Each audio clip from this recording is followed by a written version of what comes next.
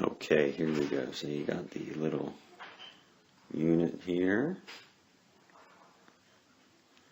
And then you got a little cable here connected to the ultrasound applicator. Looks like that. Okay. So you really have two options with the ultrasound applicator. Right? You could have a 1 megahertz,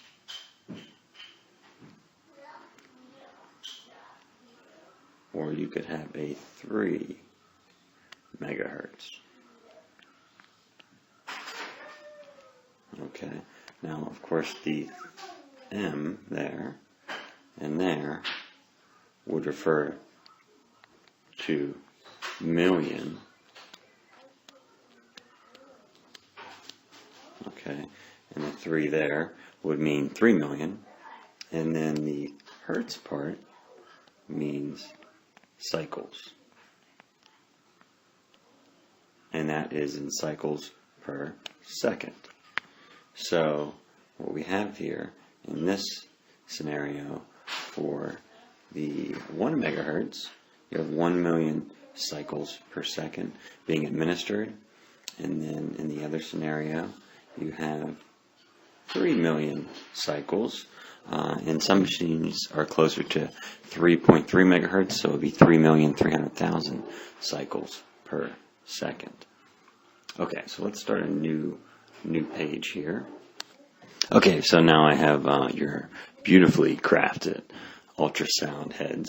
So let's just look at this. On the top here we have a 1 megahertz waveform, which is going to come approximately like this. Obviously this would be 1 million of these per second administered out through those sound waves, and that would be obviously about the third of the speed of the 3 megahertz waveforms. Okay, so you have waveforms like this. Okay, well, what is the difference between these two waveforms?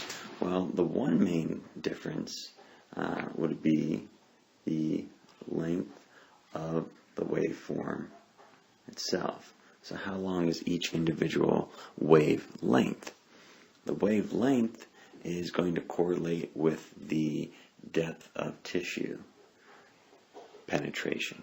So you have here the 1 megahertz is going to penetrate deep up to 5 centimeters or 50 millimeters, whereas the 3 megahertz is going to be much more superficial, approximately 2 to 3, some people say 2.5 approximately centimeters or 25 millimeters.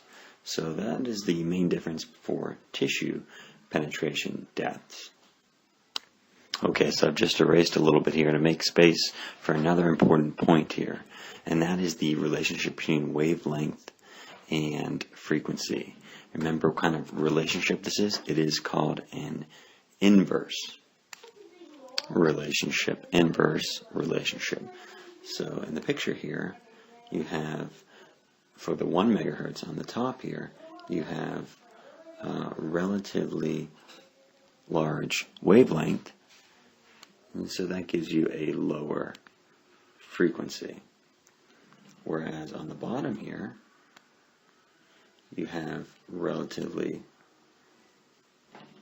smaller wavelengths, and that will give you a higher frequency. So as the wavelength increases, the frequency decreases. So that would be the point to make about that. Now obviously we don't set any parameters for the wavelength within the machine, but we do set the frequency. So therefore we automatically are manipulating the wavelength, but we just do that by manipulating the parameter of frequency on the machine. So that probably makes you think of another question. If 1 megahertz penetrates deeper, why don't you just always use it then? Well, there is a drawback, and that has to do with the rate of heating. That is the key.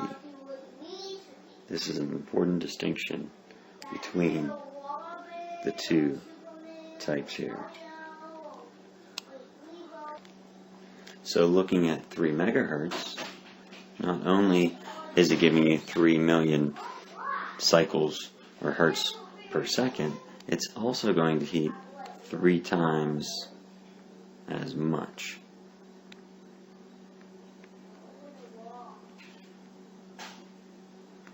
Okay, so let's go through an example here. Let's say the tissue that you're targeting is the plantar fascia. And in general, that is a relatively superficial structure that we're targeting. And so let's just say, if we were to look at a tissue depth of 1 centimeter underneath the surface, so a relatively thin individual, a very superficial plantar fascia, if you apply the 3 megahertz ultrasound at 3 million cycles per second, it's going to heat that superficial area 3 times as much compared to the 1 megahertz. Because it's only giving 1 million hertz per second, it's only giving a third of the sound waves. It's only going to heat a third of the percentage as 3 megahertz would heat. So this will be a very important concept to keep in mind for another thing, and another parameter, and that's the parameter of intensity. Remember, with ultrasound, for thermal ultrasound, we generally will increase the intensity until we get a gentle warmth. So that will be the key, a gentle warmth. So when might that occur? Well, it's going to depend on 1 or 3 megahertz. So for example, it may take at 1 megahertz 1.5 watts per centimeter squared before the patient feels a gentle warmth. Whereas if you have 3 megahertz at 0.5 watts per centimeter squared, they're feeling a gentle warmth. Now granted, you may be targeting different structures if you're going to be using this. Maybe for more superficial structure at 5 centimeters, they may feel that gentle warmth versus a more superficial structure here. So that's something else to keep in mind with ultrasound. Okay, so at this point I may have to interject here with a joke. So with a little humor here, why was 6 afraid of 7? Because 7, 8, 9... Ouch, that's pretty bad. Let me get rid of that. So the next concept we'll talk about is duty cycle. That's right, duty cycle. And that's not the type of duty that I'm used to with 3 kids in the house. Duty is a completely different, there's a little brown there for you, a little different thing. But anyway, talking about ultrasound duty cycle. So you could have basically 2 options for duty cycle. You could have continuous, or something that's going to be on 100% of the time. Or you could have pulsed, and something that is typically either 20 or 50% of the time. And why would you choose one over the other? Well, remember with ultrasound, you always get the mechanical effects, but with continuous, you get thermal effects out of heat, and with pulsed, you get the non-thermal. I'll use blue, that's very thin. So you get the non-thermal effects, which essentially are the mechanical effects. And obviously, for someone in the acute healing stage, you would not want to increase blood flow or circulation, so you would want to use pulsed, whereas more in the proliferative phase, when collagen production is increasing, you would want to use continuous. Also in the remodeling or maturation phase, you also can use continuous in that situation. So a pulsed waveform would look something like this. It may be potentially on for 20% of the time and then it'll be off for 80% of the time, and then it'll be back on for 20% of the time, and so forth. Whereas continuous would be 100% of the time, it would be on the entire time. So another thing that's very important to consider is the patient sensation or the patient perception of heat. Because remember, with ultrasound, for thermal, we want a gentle warmth. So that is what we're after. So with pulsed, they should not feel a gentle warmth. But with continuous, they should feel a gentle warmth.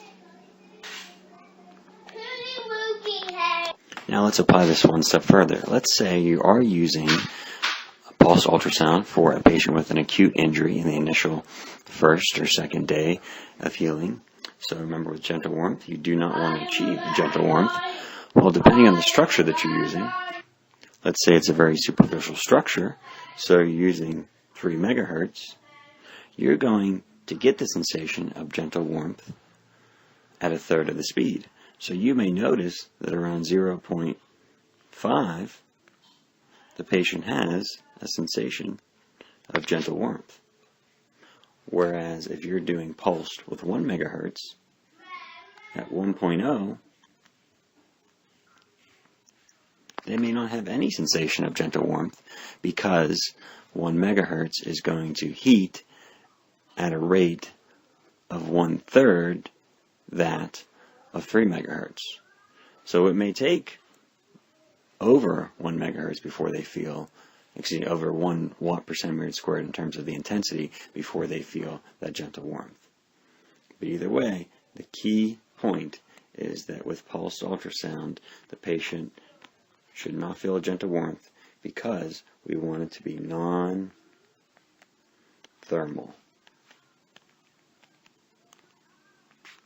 And that is the distinction here. The first thing we could talk about is at the bottom here, when dealing with time. That'll always be a constant. Pretty much it's going to be 5 to 10 minutes per 2 times the ERA. That is based on the Michelle Cameron textbook, the Prentice textbook. I've looked this up. It goes on one section it says 2 times, and another section it says 2 to 3 times. But either way, I think both can fit, because if you're a 2, you may be closer to 5 minutes, whereas if you're a 3, you're closer to 10. And essentially a lot of clinicians will do 8-minute treatments for billing or other reasons, and they stay within 2 to 3. So 2.5 may be pretty close to 8 minutes, so commonly you'll see that. So let me just clear this up a little bit. Okay, so there you go, so that looks better. So we're just going to keep this down here, and that's going to be a constant, and that's not really going to change. But there are some other things that are going to change, such as the duty cycle. Remember, this could be pulsed, or it could be continuous. So continuous would always be 100%. Pulsed could be different ranges, but typically, as Cameron says in the book, that pretty much every study we're looking at is at the 20% level. So pretty much there are options on the machine. Our machine, for example, is 10, 20, and 50%. Some machines will go higher, but generally speaking, 20% is the most commonly recommended dosage. Okay, so let me erase this. And then we could talk about another one. We could talk about frequency. That's going to be 2 different types mainly for 1 megahertz or 1 million hertz. And that'll get up to approximately 5 cm. Or you have 3, or a lot of machines, 3.3 megahertz up until approximately 2 to 2.5 approximately. Okay, and so that's what we know about that. And then Also, you have the intensity, which is going to be measured in watts per centimeter squared. And that's going to vary. Typically, a lot of times you don't really notice anything until you're at 0.5, and then you may go up to 1.5 oftentimes. Now keep in mind, depending on the frequency that you're using, if you're using a 3 megahertz frequency, you're probably going to be closer to that, whereas if you're using a 1 megahertz frequency, you're probably going to be closer to that, because 3 megahertz heats at a rate 3 times as 1 megahertz. So just keep that in mind. So you're likely going to be higher with that. Okay, so for this next part, I'll give you a couple diagnoses and conditions, and then you could fill in the parameters. You may want to let me write them in here and then pause the video to see if you can get the parameters on your own before I go ahead and explain them. So let me start here, put some parameters in here. Okay, so first you have an Achilles tendonitis, and this does have the itis at the end there. Another one could be a LSS, or what we call a lumbar sprain strain. So looking at both of these scenarios, you can know some differences off the bat. Let's go ahead and look at the first one to look at, which is frequency. So looking at that, what are we going to want to go for? Well, what we know about the Achilles tendon is that it's a very superficial structure. So for a frequency of 3 megahertz or 3.3, we would be good with that. And in terms of the lumbar spine, that would obviously be a lot of other thicker structures. Below the skin and subcutaneous tissue, you have the thoracolumbar fascia, which is generally pretty deep. So for that, we're going to stick with 1 megahertz as our frequency. So that would be for the frequency of that. Okay. Now these next two are going to be tied to one another. So first, in order to determine both of these next two parameters, we're going to have to know the state at which this injury is at. Primarily if it is a more acute injury or a chronic injury. So how do we know that? Well, we would look at the cardinal signs of inflammation. Okay, so I got a blank sheet here. I figured I'd just kind of explain this a little different way, a little way to remember it. So I thought of a compass that would be going a little high here. Okay, so that would be going in all the directions. So you have north, you have south, you have east, and then of course you have west. I hope I haven't lost anyone so far. Okay, so getting to the compass here, what would you have there? Well, looking at the E, you could have erythema or redness. That's going to go along with the W here for warmth, which I put in red. I guess I could have put the erythema in red too. Oh well. Then you have the S down here for swelling. And then the N, nothing good really starts with N, so N really could be for the ending of pain. So those would be the 4 cardinal signs, and then we talked in class about the 5th cardinal sign, which would be the functional loss or limitation. So that would be your little compass thing. So we'll go back to the other slide here. Okay, so for each condition, what we have to figure out is, for Achilles tendonitis, we'll deal with that one first. Is the tissue having all of those cardinal responses? Let's say it is an acute inflammation that's been going on for, I don't know, about 2 days. It's red, warm, swollen, and so forth. What parameters would we use? Well, for duty cycle, we would look at pulsed, probably 20%, like we said. And then intensity, the thing we would look at there is no warmth. Okay, so that's what we're looking at there. And then for the lumbar sprain strain, assuming it was, let's say, 2 days old, it was tender and warm, and it had some functional loss, and we think it's in the acute inflammatory stage, this will be the same, and this will be the same. Now, would there be any difference between these two? Think about that for a second. Okay, now yes, there will be a difference with the intensity. Because the intensity is going to be tied to the megahertz. This is always a constant. During the pulsed phase, you want the non-thermal or mechanical effects of ultrasound. So you're not going to get the warmth present there. However, at 3 megahertz, you're likely going to be much lower, probably around 0.5 watts per centimeter squared. Whereas 1 megahertz, you may have to go up to 1.2, 1.5, 1.8, or higher. But essentially, they are the same parameters. Okay, so let's look at another example here.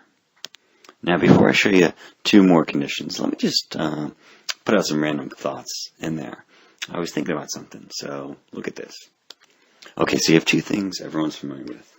You have a driveway and a parkway. But here's where it gets a little funny. So you have the 2 things you do. So you park on a driveway. And then where do you drive? But on a parkway. Does that make any sense? And while I'm on it, there's all kind of modalities we're going over this unit, right? So I'll list some. Okay, so I listed here a bunch of things we're doing. So you have ultrasound contains sound. Paraffin contains paraffin. Electrical stimulation definitely contains electricity. Laser definitely contains laser. And fluidotherapy. There's no fluid involved. Does that make sense? It's just like grape nuts. You look at the ingredients. No grapes. No nuts. So why is it called grape nuts? And besides, grapes don't even have nuts. So I don't get it. Anyway, let me erase this. Okay, got a couple more conditions here. Now what you may want to do is look at these conditions and think about how you would fill these in. So you have adhesive capsulitis and a rectus femoris or iliopsoas or iliopussoas strain dealing with the 2 things. So what would you be looking at for starting off with frequency? What do we know about the depth of tissues here? Adhesive capsulitis, it may depend on the individual itself, but in general, we're going to say that's a relatively deep structure, especially if we're targeting the most commonly involved aspect of the capsule, which would be the posterior capsule. So that may be involved, and that's going to be deep. And then iliopsoas rectus. Well, first we have to determine the differentiation between that. So what test are we going to use? This will go back to patient management. We could distinguish this a little bit with the Thomas test because the rectus femoris would also cross the knee joint. So you'll be looking at hip extension and knee flexion, whereas just for the iliopsoas, so as major iliacus, you're just looking at hip flexion and extension because it only crosses the one joint. But either way, let's say you're looking at the rectus, relatively superficial, and so you could go with 3 megahertz there. Now let me just add some time frames into this. You have adhesive capsulitis that's been going on for 3 months. Once again, the name adhesive capsulitis, itis, makes us think inflammatory phase, but it's often misnamed the capsulitis. And then you have the iliopsoas strain looking at going on for 3 weeks. But let's look at adhesive capsulitis first. Even with the 3 months, let's say we've looked at the cardinal signs. It doesn't seem to be any acute inflammatory process going on. So what parameters are you going to look at for duty cycle and intensity? Well, duty cycle here is going to be continuous or 100%, and intensity is going to be increased until you get that gentle warmth.